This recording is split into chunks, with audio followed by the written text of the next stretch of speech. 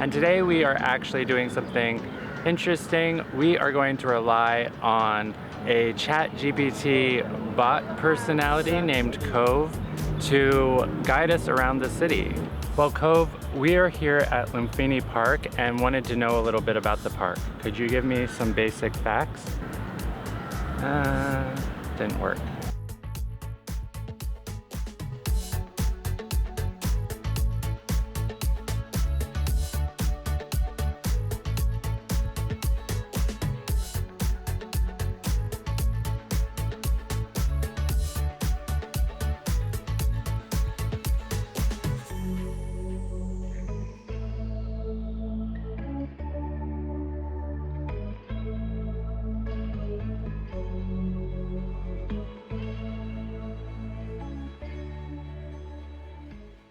So let's see.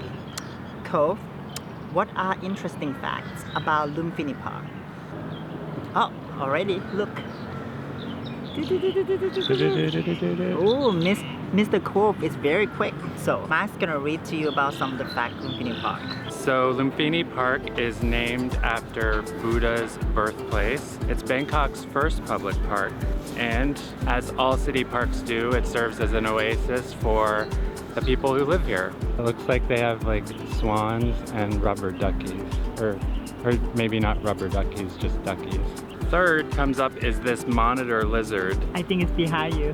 Which, oh right, I think there is that one in the, oh there it is. Exactly, I see it. You would know it. It almost looks like an alligator coming. Yes. So monitor lizards are found across Asia, Africa, and Australia, inhabiting mostly forest, savanna, desert, or mangrove. So I guess that's mangrove here. And then they're actually excellent climbers and swimmer. So they can swim and climb trees. There's Bangkok Public Library here in the park. Oh, that's cool. Let's see if it's open.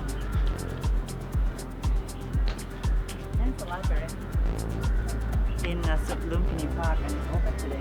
We're still not covering the whole park, but I think we've seen a few cool, interesting spots. And now we're gonna head because we have, again, tight on time, like usual. So we're gonna go to the next stop. So yeah, we stumbled upon, we're just walking towards Chinatown from the metro station, and then we stumbled upon this. It's actually not a temple. It's actually a Chinatown Heritage Center behind us. Look pretty impressive. Yeah, it does. Right, and then it's next to the Chinatown gate. On our way to Chinatown, we stumbled upon this beautiful, beautiful temple. It's the Temple of the Golden Buddha, and yeah, we just couldn't resist already doing this.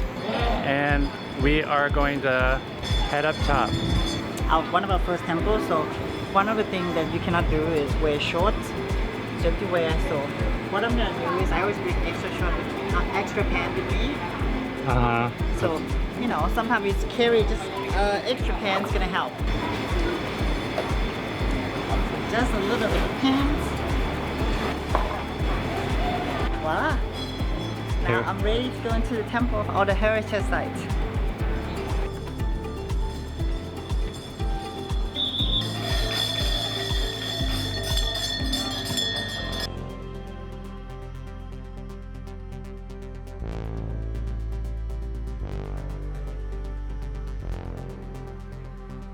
The day is going fast and we still haven't eaten lunch, so that's our next stop. It's in Chinatown, so we just stumbled upon this restaurant and it has so many people. If you see at the restaurant, they have a lot of local people eating, and there's a line. It's not too long of a line, so we should try it. So they serve like Chinese food. Yeah, it looks delicious because it's packed. Yeah, it was really good. It's going to make me wish I got yours. What was yours again? Guajira, a variation of noodle soup, and with crispy pork. Different type of pork, it's include liver. Yeah, it's pretty delicious. Mine's more familiar to me, but I tasted Oth's and that was delicious. So I'm kind of wishing I branched out a little bit, but this should be good too. I don't know how they got the crisp to be so like crunchy. It's good. So we are right in the heart of Chinatown. I'm asking Cope right now to give us some fun facts about Chinatown.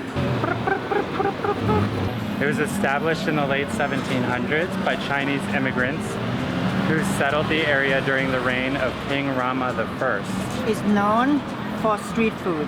Yavarat Road is known for street food. Okay. This market is so long. We just walk around Chinatown. We didn't walk that much, but the heat is overbearing. And now we're having some drink, and then in this AC, in this cafe that we've been, it's the same chain of cafe that we went to this morning. It's called Pun Thai. So we just stopped, but before that we saw this juice stand. One of them is passion fruit. They say freshly squeezed. I'm gonna try it. Let's see. Yeah, it's very fresh, and you can feel the meat, like it squeezes everything out. The texture. I love the texture. The what do you call that thing? The meat. That meat. It feels like refreshing and filling, freshness. You can tell like just from the fruit immediately. So we finally get to Wat Phra. So this main temple of Thailand that consists of multiple temples. So we walk around. We just got in, and we're gonna see what cove ChatGPT tell us about this. One of the most signature thing it has is reclining Buddha. So it's a huge Buddha that is like positioned in the reclined position, like sleeping positions. It's 15 meter tall and 40 meter long. So that is big. It's also called Wat Phra. It's one of the oldest temple in Bangkok. How old is it? Does it say? 16th century. So that's 1500s. 16th century, 1500. That's before the US was founded. And it's also cool to think about what the reclining Buddha represents. It represents the final stage that the Buddha went through before reaching enlightenment. So, you understand why this is a place of reverence for a lot of people. At the bottom, his feet have this very intricate symbols and design on it, and some of them is the blessing. So if you look at it carefully, it might be bring you good fortune. So I guess we have to miss one because we were so immersed into the Wat Phra, which is reclining Buddha. So we don't know that the Grand Palace are closed at 3:30. But now the thing is, now we're gonna cross the river to Wat Arun. Wat Arun is across from Wat Phra. Oth is just consulting with Tove again on some facts about Wat Arun. So it is a temple of dawn. It's basically named after Aruna, which is the Indian god of dawn.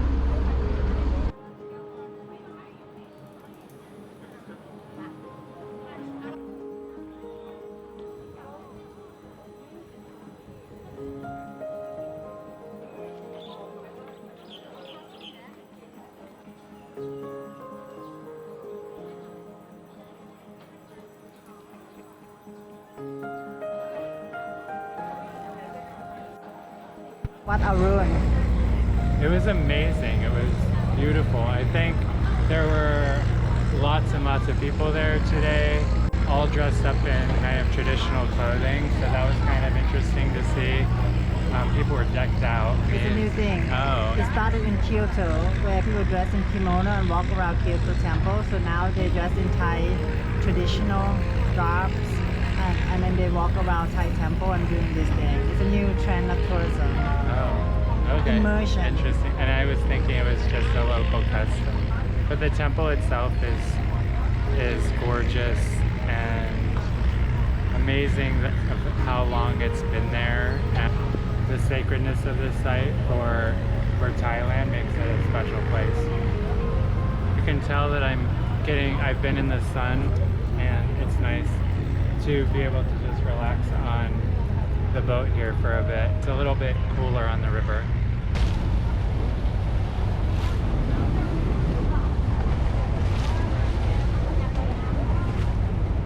So yeah, so we really want to do the canal cruise, but we are under budget right now. So the best option, so the canal cruise could be about like 20 bucks or 30 bucks per person. This one look like have dinner, like Meridian cruise. But the budget version is you can take the local ferry and just pick a destination you want. And we noticed that a lot of people go to Asiatique, which turn out to be a night market. So what we're doing is we're taking a ferry, a local ferry from the Wat Arun to Asiatique and see Bangkok the way maybe the locals see it.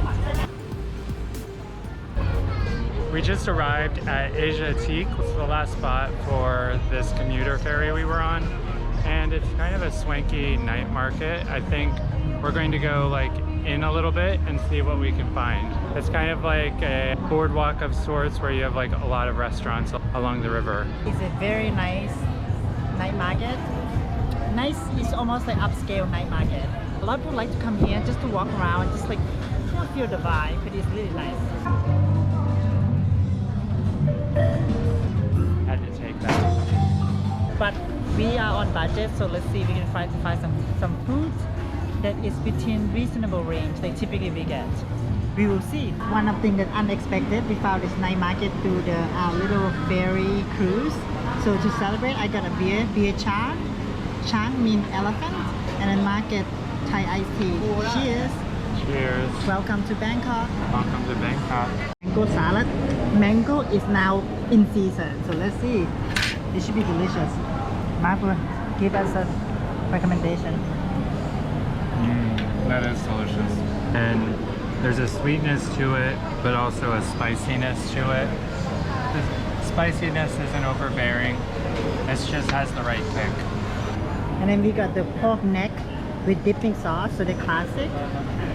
And then we got got shrimp pad thai, the classic as well. You have to dip with the sauce. Some of the sauce, and then maybe some of the vegetable.